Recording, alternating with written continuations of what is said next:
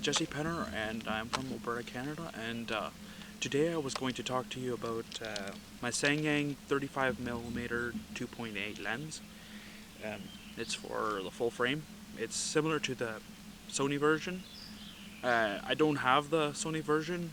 I have seen comparison videos on it, but today I was just gonna give you my take on that lens. Yeah, it's a very small, compact lens, as you can see, and it fits quite well onto the Sony. I mean, it works quite well with Sony. If you want a compact system, like I can use it on my A7 III, and it's small and tiny. And yeah, one feature I like about it is actually what I can show you on the camera is that I can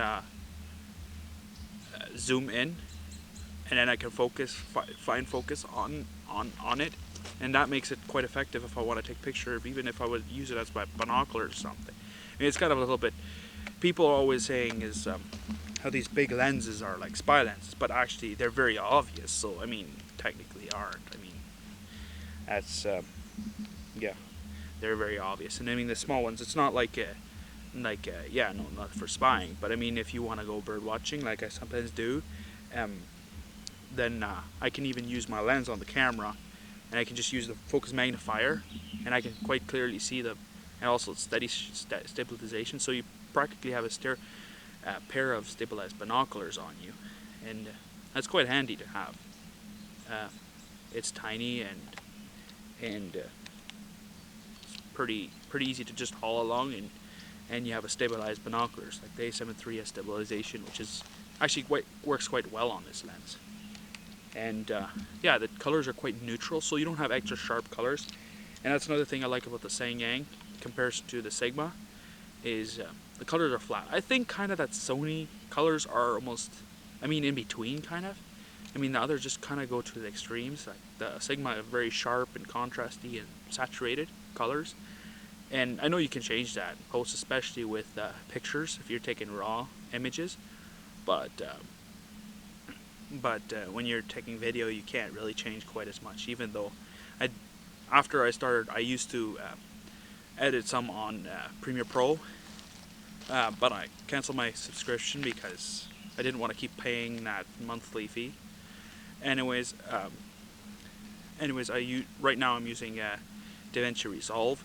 And I think the colors you can work with the colors a lot better on that and play around a lot more on it on the video than I can in Premiere Pro. But maybe it's just because I understand how to.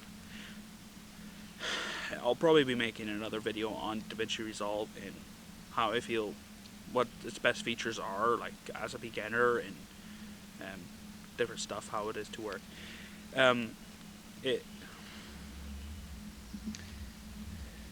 Yeah, I know you can find different reviews on this lens probably, but yeah, no, I like it because it's light. It's very small.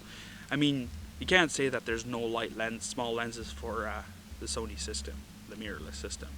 I know the cameras, well, if you compare it to the GH5, the A7 III is actually, I think, smaller than the GH5. I'm not 100% sure on the facts, but it's very similar. And for lenses, I mean, most lenses on the GH5, yes, you can get probably smaller zoom lenses, especially.